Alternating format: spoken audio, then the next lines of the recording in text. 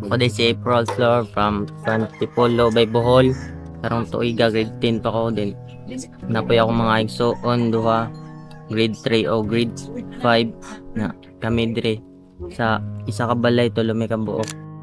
Di ata karon sa barangay Tipolo, mao ni yung taon gipuy-an adong bata na gibiyaan sa iyang inahan na nag-edad og 17 unya na manghod 8 anyos og 10 anyos unya siya rin taon nagtukod ani kay ang iyang amahan pod tuan na pod sa laing kalibutan, no.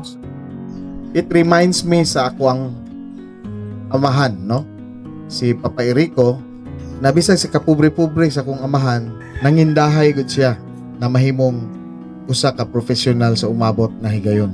Apan maabot na nimo kung imong tuhuan mong kaugalingon na ikaw mulangtod kag eskwela na dalhon nimo ang Ginoo sa imong kinabuhi.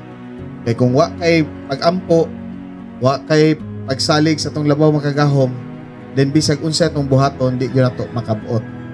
Makatungtong na ni college. Kami ni Congresswoman nag-text kong Congressman Banban o tabang may pa-eskwela nimo.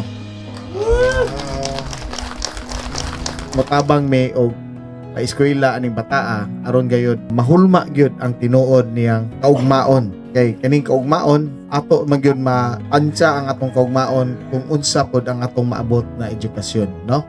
Pasalamat ko nya lako og kalipay nga mga eskwela na gid ko nga wala akong mama ug papa nga daghang tabang sa kuha og pagpa-eskwela sa mga kabatununan sa parehan akong edad. Di na to kalimutan ang Ginoo. Salamat gid permi sa mga kamalisod ta og undang ang mga dili maayo nga bisyo ug padayon sa maayo ug eskwela lagtarong padayon. So again, congratulations og sa kanunay Abante Bohol.